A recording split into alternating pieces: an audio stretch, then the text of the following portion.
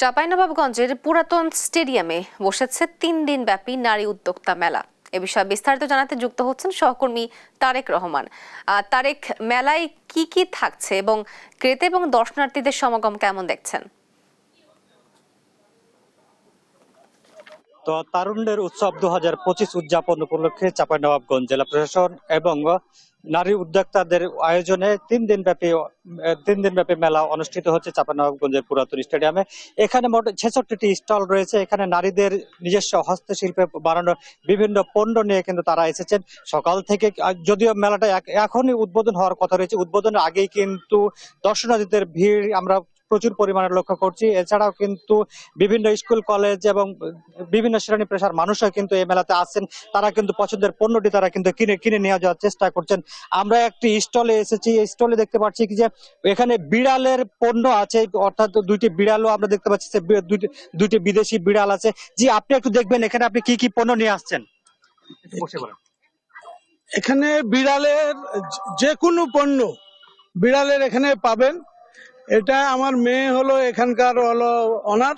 আমার মেয়ের নাম রুমানা আলম, উনি নিজে ফ্যাশন ডিজাইনার।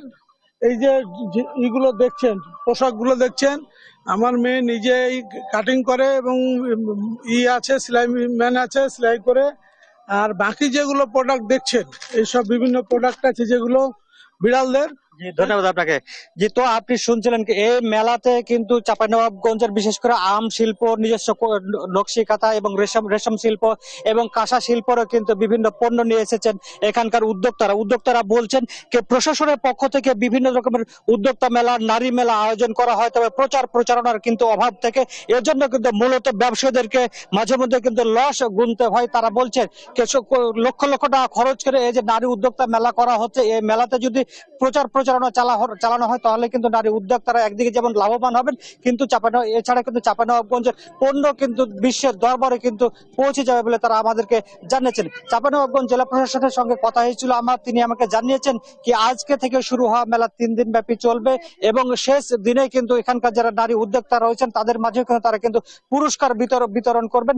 এবং নারীরা বলছেন কি যেহেতু হাতে সময় আছে আরো 3 দিন, সেহেতু যদি প্রচারণা চালানো যায় তাহলে কিন্তু তারা লাভবান হবেন। জি, তো এই ছিল আমার কাছে চাঁপাইনবাবগঞ্জের নারী উদ্যোক্তা মেলা নিয়ে সর্বশেষ পরিস্থিতি।